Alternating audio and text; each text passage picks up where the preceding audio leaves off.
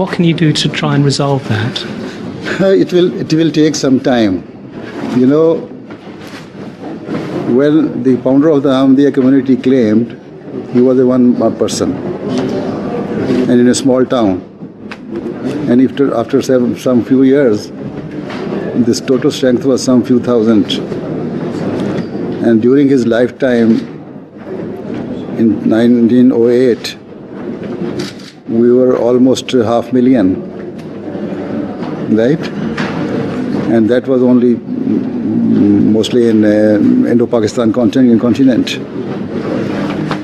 Now we are in 202 countries of the world and in millions. So this is how we are multiplying. So one day when we are in majority, everything will be okay.